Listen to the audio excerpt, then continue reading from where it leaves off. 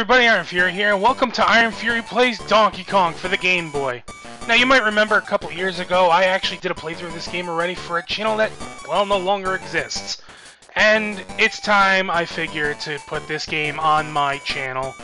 You guys know I love this game, if you remember the last playthrough I did.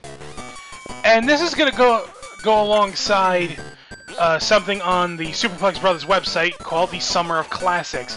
Now, I briefly talked about that when I put up the trailer for this series, and at actually the end of this week, it's Monday as I'm recording this, and the day it goes up, but this week I will be doing an actual written review of this game.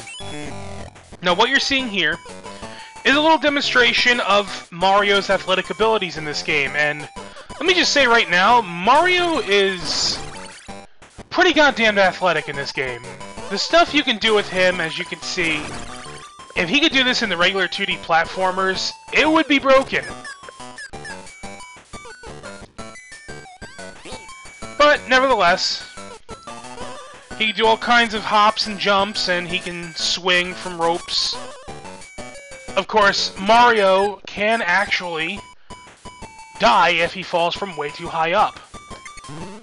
So that's the thing we gotta watch out for in this game. Anyway, that's the end of the demonstration. Let's get on with the game. And we have an all-new save here, so let's just get to that. So the plot of this game is pretty simple. Donkey Kong captures Mario's girlfriend, Pauline, and we gotta rescue her. And to start things off, this may look familiar to you if you know the Donkey Kong arcade game. However, unlike the Donkey Kong arcade game, we have quite a bit more hops to deal with all these barrels and quickly get through these stages.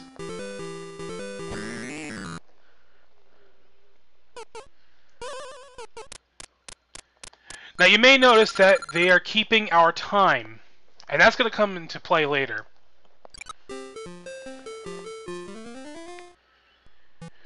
Now, this stage, first off, let's get that one up, but this stage is the second stage in the actual arcade game. However, this stage was not in the NES game.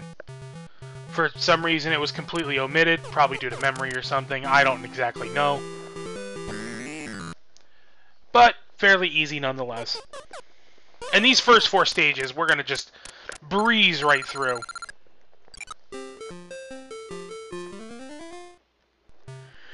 This stage, 75 meters, probably the most difficult of the four original Donkey Kong arcade stages, but not too bad when we have the abilities that we have in this game.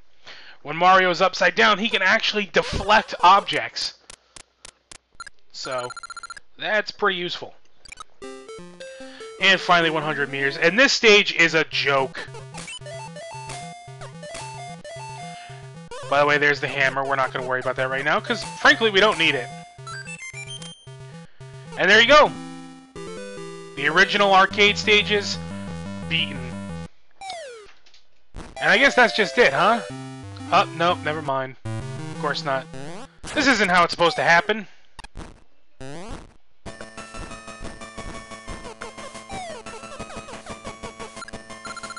And now the game starts proper. Now, you see it has our total time up there. And the reason for that is, after this little, video is over, and the little cutscene, which, by the way, the cutscenes show us a new element that we're going to be using in the next set of levels. But, for every 100 seconds, and then the remaining seconds afterwards, we get an extra life. And, yeah, this game is going to vomit lives at you. Anyway, let's start with stage 1-1, the big city. Suddenly, things are now different. We have all these new enemies. Now, our objective is to take the key and unlock the door. We're not doing that right away, though. First off, I'm going to kill these guys with the key because I can. And I'm going to grab the hat, the parasol, and the purse. Also, the hammer, we can throw it away if we want to by pressing the B button. Couldn't do that in the original arcade game. So I'm going to take those. Now I'm going to grab the key, and I'm going to end this on an even time. And the reason for that is because when you get all 3 of these items and end on an even time, we get this bonus game, which is a roulette, and the numbers represent how many lives you can win. Now, 3 lives is actually rare to show up. Most of the time it's usually either 1 or 2, and then that's it. But I managed to get it on 3 lives, so that's pretty awesome. Alright, stage 1, 2. Now, these rat enemies that you see walking around, they really can't hurt you. They just push you. They're kind of annoying in that way, but they don't hurt you at all. So, I wouldn't worry too much about that. However, I just lost the key. Now, if you lose the key, you have a few seconds to get it back. You'll see the key starts flashing. I wouldn't panic, you know, because they do give you at least a few seconds, but you still want to get the key back fast if you can. Although sometimes there will be occasions where if you do lose the key, you're better off just waiting for it to respawn. And now I'm going to end this on an odd time. Because when you get the 3 items and then end on an odd time, you get a different bonus game. This time you get a slot machine. In this game, you actually can lose. You're not guaranteed extra lives, although more times than not you will get them because the Mario heads, you're guaranteed a 1-up if you get Mario on there at least once, and he shows up quite a bit. So now that I've showed you the 2 bonus games, I'm not going to go out of my way to get those items anymore. However, I will go out of my way to get that 1-up. Now, I could swing up there, and to swing, you basically have to hold up on the D-pad. And then press A to jump. But I don't need to use any of that. I can just hop up. Again, Mario's so athletic in this game that there are just ways that you can outright speedrun a lot of these levels. Alright, so every 4 stages, we have to face Donkey Kong in some form or another, and I died. Well. Anyway, we have to face Donkey Kong in some form or another. Anytime you face him and it's not the final level in an area, you basically have to race to the finish. Kind of similar to the old-school Donkey Kong arcade-style levels. In this instance, Donkey Kong is going to occasionally jump, and when he does, it's going to cause a tremor, and this will cause items to fall. And yes, if the items hit you, they do kill you, as you've seen already. This isn't too bad, you just kind of have to pay attention to your timing, and yes, you can deflect the items by, you know, doing a handstand. Oh god, I'm dead.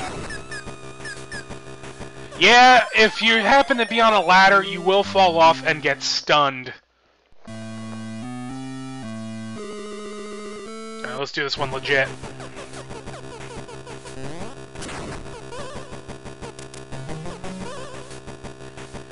Gotta climb up the ladder. The best way to avoid getting stunned is to simply jump, you know, as he's jumping. Pretty standard, you know, old school technique, I guess. But anyway, we made it to Pauline, and that's the end of that level.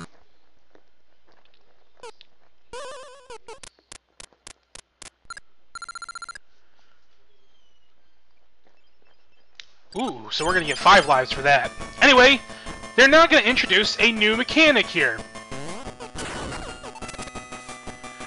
That's right, we're gonna have to make our own bridges.